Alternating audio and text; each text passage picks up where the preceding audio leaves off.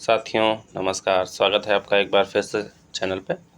आज हम daily target का छठवां देखेंगे। ठीक है, 5 दिन हो चुके हैं, आज छठवां दिन है डेली टारगेट का। तो आज भी उसी तरह देखेंगे जिस तरह हम देखते आ रहे हैं। पहले जीएस के प्रश्न रहेंगे और फिर चलते चलते हिंदी के प्रश्नों को देखेंगे। ठीक है, ये पीटी और मेंस दोनों के लिए है। ठीक है, अगर आप कक्षाओं को ध्यान से देखेंगे तो आपको, मुझे उम्मीद है कि लाभ ज़रूर मिलेगा।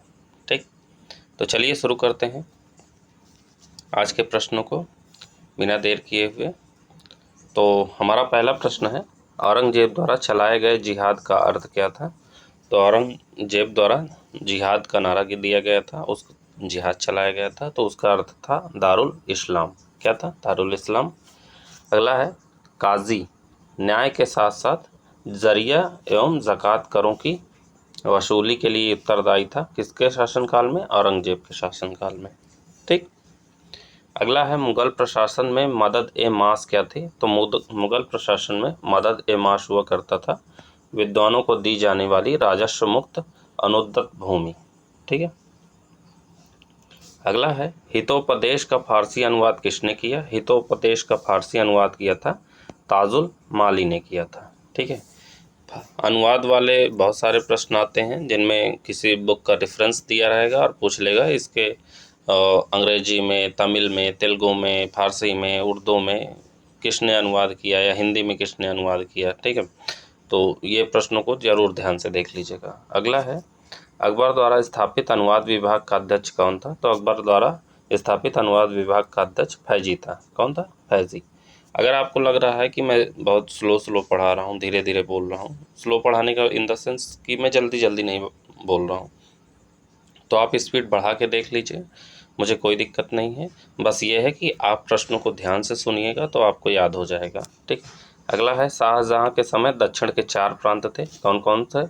खानदेश जिसे असीरगढ़ किला राजधानी, बुरहानपुर, बरार जिसकी राजधानी थी एलिचपुर, दौलताबाद और तेलंगाना जिसकी राजधानी थी नांदेड़।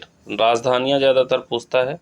ठीक है, तो शाहजहाँ के समय 4 दक्षिण के 4 प्रांत थे, खानदेश, बरार, दौलताबाद और तेलंगाना। ये याद रखिएगा, इनमें से कोई एक नहीं रहेगा और प्रश्न बना देगा।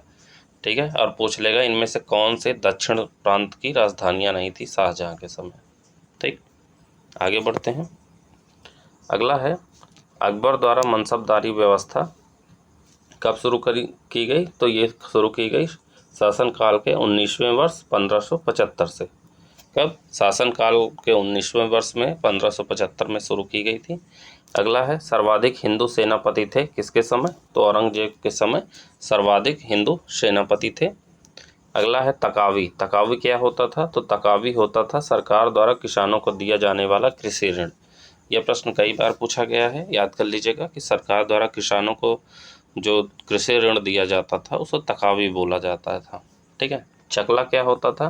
तो चकला होता था सूबा और परगना के बीच की क्षेत्रीय इकाई। ठीक है, सूबा और परगना के बीच की क्षेत्रीय इकाई को चकला बोला जाता था। अगला है, मुस्तारफी बोला जाता था राज्य आय व्यय का निरीक्षण करना। ठीक है, राज्य आय व्यय का निरीक्षण करने को मुस्तारफी बोला जाता था। वाक्यान 20 क्या होता था। यह प्रश्न तो कई बार पूछा गया है। तो वाक्यान 20 होता था प्रमुख घटनाओं व फरमानों को सूचीबद्ध करना। ठीक है, क्या? प्रमुख घटनाओं व फरमानों को सूचीबद्ध करने को वाक्यान 20 कहा जाता था। अगला है, भू राजस्व वसूली का ठेका देने को क्या कहा जाता था। तो भू राजस्व वसूली का ठेका देने को कहा जाता था इजारा। यह प्रश्न पूछा जा सकता है, इंपॉर्टेंट है, याद कर लीजिएगा। अगला है, मुगल काल में आए विदेशी यात्री ने अपना विवरण में सती प्रथा का उल्लेख किया है। तो सती प्रथा का उल्लेख किसने किया है। तो वो किया है पाइट्रा डेला बले। ये इंपॉर्टेंट है, जरूर याद कर लीजिएगा। वो मुगल काल में आया था विदेशी यात्री, क्या? पाइट्रा डेला बले, जो कि सती प्रथा का उल्लेख किया है। ठीक है, अपने पुस्तक में, अपने विवरण में जो है। अगला है, मुगल प्रशासन के दौरान जिले को जाना जाता था। तो जिले को सरकार के नाम से जाना जाता था मुगल प्रशासन में। अगला है, मुगल काल में सेना का प्रधान क्या कहलाता था। तो सेना के प्रधान को मीर बख्शी कहा जाता था। क्या? मीर बख्शी। अगला है, मुगल काल में मीर बख्शी का कर्तव्य क्या था। तो मुगल काल में मीर बख्शी का कर्तव्य था भू राजस्व अधिकारियों का पर्यवेक्षण करना। क्या कर्तव्य था? भू राजस्व अधिकारियों का पर्यवेक्षण करना। अगला है जवाबित थे, तो जवाबित क्या थे? राज्य कानून थे जवाबित। अगला है भगवत पुराण का फारसी अनुवाद, तो भगवत पुराण का फारसी अनुवाद किसने किया? तो टोडरमल द्वारा भगवत पुराण का फारसी अनुवाद किया गया। अगला है मनुची इटावली, जो मनुची इटावली यात्री था वो क्या था कि दारा शिकोह के सेना में तोपची का कार्य किया और बाद में वो चिकित्सक का पेशा अपना लिया। ठीक। अगला है बर्नियर, जो कि फ्रांसीसी यात्री था, तो वो क्या था कि शाहजहां के पुत्रों के बीच में उत्तराधिकार के युद्धों का वर्णन अपनी जो है यात्रा में करता है। अगला है मुगल काल में मौल्लिम में क्या थे? तो मौल्लिम में जहाज था एक जो है, ये याद कर लीजिएगा, पूछा जा सकता है और कई ऑप्शन दे देगा, जिसमें से जहाज भी ऑप्शन रहेगा, तो मौल्लिम जो है मुगल काल में जहाज होता था। अगला है अबुल फजल के आईने अकबरी में मनसबों की संख्या थी, तो कई पुस्तक में अलग अलग दिया है लेकिन असली जो है 66 है, तो मनसबों की संख्या 66 है, याद कर लीजिएगा, क्योंकि आयोग जो है इसमें फंसा देता है ऐसे प्रश्नों में। ठीक है, तो अबुल फजल के आईने अकबरी में मनसबों की संख्या 66 थी। ठीक, सही उत्तर कुछ भी हो सकता है लेकिन असली उत्तर यही है। ठीक। अगला है मुगल काल में मशुद्दी नामक अधिकारी, मुगल काल में मशुद्दी नामक अधिकारी बंदरगाहों के प्रशासन की देखभाल करने वाला होता था। ठीक है, मशुद्दी नाम का जो अधिकारी होता था वो बंदरगाहों के प्रशासन की देखभाल करता था। अगला है शैतानपुरी नामक नगर बसाया, तो शैतानपुरी नामक नगर किसने बसाया? अकबर ने बसाया। अगला है मुहतविश नामक पद का सृजन किया, तो मुहतविश नामक पद का सृजन किसने किया? तो औरंगजेब द्वारा किया गया। ये सार्वजनिक आचार नियंत्रक होता था। ठीक है, मुहतविश कौन होता था? सार्वजनिक आचार नियंत्रक होता था। यह औरंगजेब द्वारा इस पद का सृजन किया गया। अगला है पालखेड़ा का युद्ध कब होता है? तो पालखेड़ा का युद्ध 1728 में होता है, बाजीराव प्रथम व निज़ाम उल मुल्क के बीच में होता है। ठीक है, पालखेड़ा का युद्ध 1728 में बाजीराव प्रथम व निज़ाम उल मुल्क के बीच में होता है। खुर्दा का युद्ध कब होता है? तो खुर्दा का युद्ध होता है 1795 ईस्वी में। ठीक। अगला है रणजीत सिंह के विदेश मंत्री कौन थे? तो रणजीत सिंह के विदेश मंत्री थे फ़कीर अजीज़ुद्दीन। कौन? फ़कीर अजीज़ुद्दीन जो है रणजीत सिंह के विदेश मंत्री थे। अगला है राजा रणजीत सिंह ने अदालत ए आला की स्थापना कहाँ की? तो इसकी स्थापना की लाहौर में। अदालत ए आला की स्थापना राजा रणजीत सिंह ने की, कहाँ? लाहौर में। अगला है मुदकी का युद्ध, मुदकी लिखा हुआ है, वो स्कैन करने में थोड़ा सा मिसप्रिंट दिख रहा है, ये मुदकी है। ठीक, तो मुदकी का युद्ध होता है 1845 ईस्वी में। अंग्रेजों की ओर से नेतृत्व गफ ने व सिखों की ओर से नेतृत्व लाल सिंह ने किया, ये याद कर लीजिएगा। ठीक, आगे बढ़ते हैं। अगला है रणजीत सिंह को राजा की उपाधि किसने दी? तो राजा की उपाधि जमन शाह ने दी। किसने? जमन शाह ने। अगला है रणजीत सिंह ने अंग्रेजों से अमृतसर की संधि की, तो अमृतसर की संधि कब की? 1809 ईस्वी में। अगला है 1843 ईस्वी में सिंध को ब्रिटिश राज्य में मिलाने के पश्चात वहाँ का गवर्नर कौन बना? तो ये चार्ल्स नेपियर बना। ठीक है, 1843 में सिंध को ब्रिटिश राज्य में मिलाने के पश्चात वहाँ का गवर्नर बना चार्ल्स नेपियर। अगला है नवाब वज़ीर के नाम से प्रसिद्ध, तो नवाब वज़ीर के नाम से सफदरगंज जो है, सफदरजंग, ये प्रसिद्ध थे, याद कर लीजिएगा। अगला है सकुरखेड़ा का युद्ध, तो सकुरखेड़ा का युद्ध होता है 1724 ईस्वी में। कभी कभी जो है शाही मिलान को आ जाता है, तो याद कर लीजिएगा। अगला है लखनऊ में मुहर्रम मनाने के लिए इमाम बाड़े का निर्माण किसने कराया? तो वो कराया था आसफुद्दौला ने। किसने? आसफुद्दौला ने लखनऊ में मुहर्रम मनाने के लिए इमाम बाड़े का निर्माण करवाया। ठीक। अगला है महाराजा रणजीत सिंह के उत्तराधिकारी कौन थे? तो वो थे खड़क सिंह। महाराजा रणजीत सिंह के उत्तराधिकारी खड़क सिंह थे। अगला है मीर कमरुद्दीन खान को चिनकिलिच खां की उपाधि किसने दी? तो चिनकिलिच खां की उपाधि दी औरंगजेब ने। ठीक है, मीर कमरुद्दीन खान को चिनकिलिच खां की उपाधि औरंगजेब ने दी। ठीक, आगे बढ़ते हैं। अगला है शुजा-उद-दौला और अंग्रेज गवर्नर वारेन हेस्टिंग्स के बीच बनारस की संधि हुई, तो बनारस की संधि होती है 1773 ईस्वी में। किसके बीच? शुजाउद्दौला और अंग्रेज गवर्नर वारेन हेस्टिंग के बीच। ठीक है। अगला है बंगाल के किस नवाब को भूसे से भरे एक बैताल यानी फैंटम के रूप में उल्लिखित किया गया है? तो मुबारक-उद-दौला को ये जो है मुबारक-उद-दौला के बारे में कहा गया है कि भूसे से भरे एक बैताल फैंटम के रूप में उसका उल्लेख किया गया है। ठीक है, ये बंगाल का नवाब था। ठीक, आगे है टीपू सुल्तान ने ब्रिटिश सेना को हराया। तो ब्रिटिश सेना को टीपू सुल्तान ने कहाँ हराया? 1780 में पोलीपुर में। कहाँ? पोलीपुर में 1780 में। अगला है हैदर अली की मृत्यु हुई। तो हैदर अली की मृत्यु हुई द्वितीय आंग्ल मैसूर युद्ध में। द्वितीय आंग्ल मैसूर युद्ध में हैदर अली की मृत्यु हो जाती है। अगला है अवध के संस्थापक शहादत खान का कार्यकाल था। तो अवध के संस्थापक शहादत खान का कार्यकाल था 1722 से 39 ईस्वी। ठीक, अगला है रणजीत सिंह को किस विजय अभियान के दौरान जमजमा नामक तोप प्राप्त हुई? तो जमजमा नामक तोप प्राप्त हुई अमृतसर विजय अभियान के दौरान। किसको? रणजीत सिंह को। किसको? रणजीत सिंह को। आगे है द्वितीय आंग्ल मैसूर युद्ध के समय गवर्नर जनरल। तो द्वितीय आंग्ल मैसूर युद्ध के समय गवर्नर जनरल थे वारेन हेस्टिंग्स। कौन? Warren Hasting. अगला है चिलियानवाला का युद्ध। ये कई बार पूछा गया है, याद कर लीजिएगा। चिलियानवाला का युद्ध जनवरी 1849 ईस्वी में होता है। कब होता है? जनवरी 1849 ईस्वी। अगला है राजा रणजीत सिंह की राजधानी। तो राजा रणजीत सिंह की राजधानी थी लाहौर। मोस्ट इंपॉर्टेंट क्वेश्चन है, याद कर लीजिएगा। ठीक, आगे बढ़ते हैं।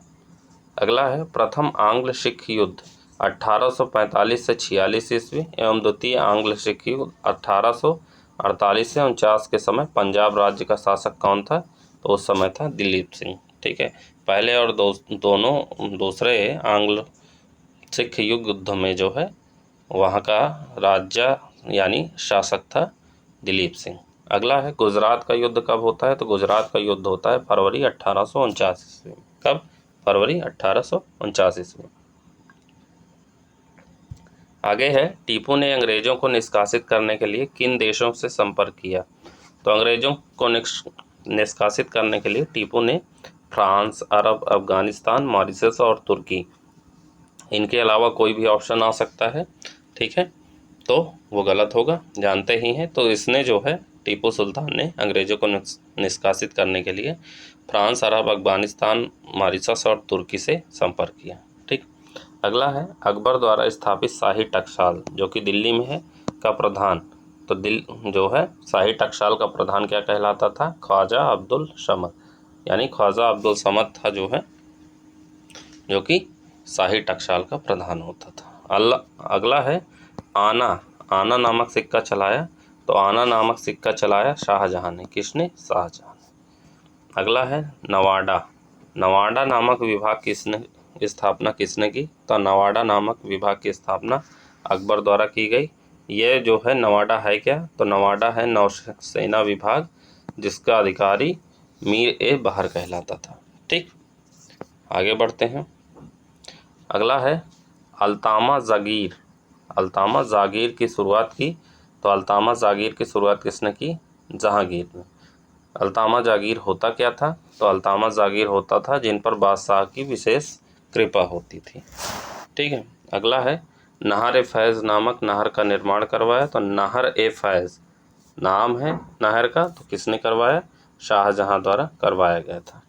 अगला है बैतुल उलूम नामक पुस्तकालय की स्थापना की। तो बैतुल उलूम नामक पुस्तकालय की स्थापना किसने की? ज़ैबुन निशा ने। किसने? ज़ैबुन निशा।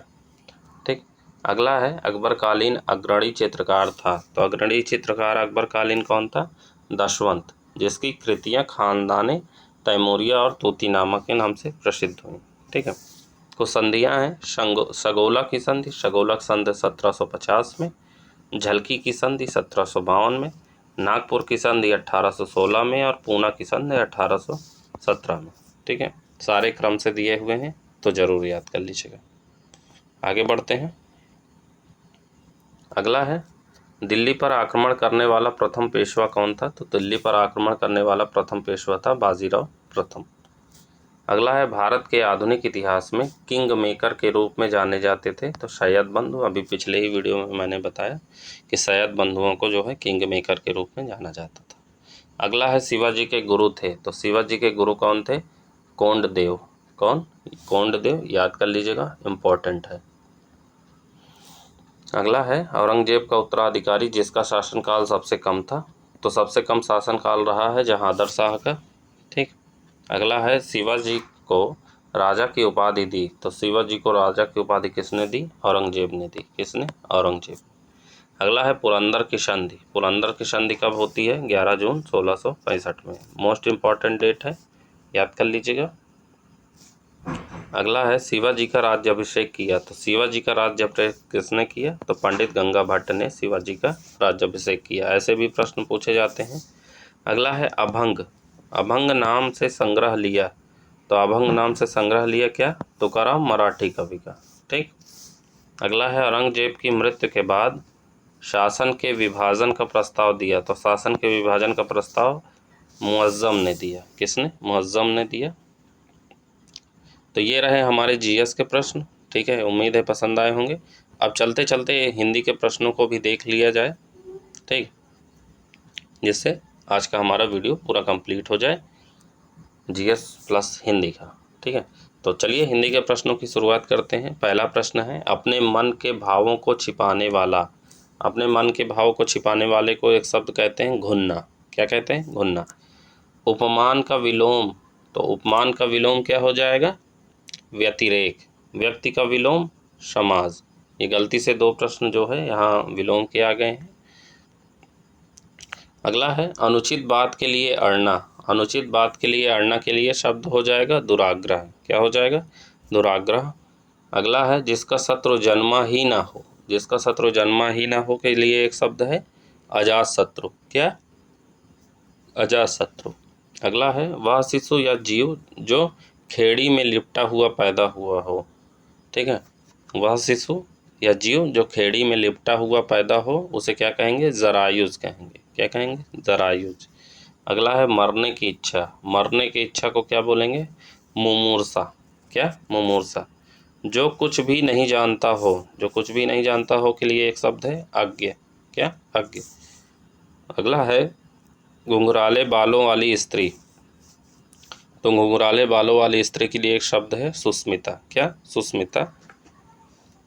अगला है घने बालों वाली स्त्री।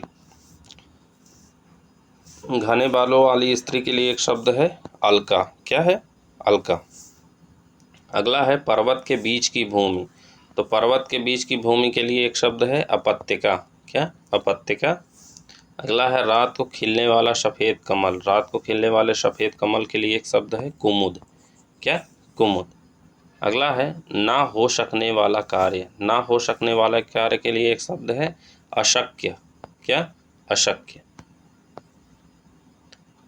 अगला है जिसे वश में करना कठिन हो, तो जिसे वश में करना कठिन हो उसके लिए एक शब्द है दुर्धर्ष। क्या? दुर्धर्ष। ठीक। अगला है किसी पर विजय प्राप्त करने की इच्छा रखने वाला, तो किसी पर विजय प्राप्त करने की इच्छा रखने वाले को क्या बोलेंगे? जिगीषु। क्या? जिगीषु। अगला है किसी वस्तु को प्राप्त करने की तीव्र इच्छा, तो किसी वस्तु को प्राप्त करने की तीव्र इच्छा को क्या कहेंगे? अभीषा। अभीषा। ऐसे याद करते चलिएगा। अगला है कोई काम करने की इच्छा, तो कोई काम करने की इच्छा के लिए एक शब्द हो जाएगा चिकीर्षा। क्या हो जाएगा? चिकीर्षा। अगला है रचना करने की वह इच्छा, रचना करने की इच्छा। रचना करने की इच्छा को क्या बोलेंगे? सीसृच्छा। क्या? सीसृच्छा। अगला है मदिरा पीने का प्याला, तो मदिरा पीने का प्याला के लिए एक शब्द हो जाएगा चषक। क्या? चषक। अगला है जिसकी उपमा ना हो, तो जिसकी उपमा ना हो के लिए एक शब्द है अनुपम। क्या? अनुपम। अगला है जो धन को व्यर्थ ही खर्च करता है, तो जो धन को व्यर्थ ही खर्च करता है उसके लिए एक शब्द क्या हो जाएगा? अपव्ययी, यानी बेफिजूल खर्च करता है उसके लिए एक शब्द हो जाएगा अपव्ययी। अगला है अधिक बकवास करने वाला व्यक्ति, तो अधिक बकवास करने वाले व्यक्ति के लिए एक शब्द हो जाएगा प्रगल्भ। क्या? प्रगल्भ। अगला है जिस पर मुकदमा लगाया गया हो, तो जिस पर मुकदमा लगाया गया हो के लिए एक शब्द है अभियुक्त। क्या है? अभियुक्त। अगला है जो कुछ ना जानता हो, तो जो कुछ न जानता हो के लिए एक शब्द है अज्ञ। क्या? अज्ञ। अगला है पतियुक्ता स्त्री।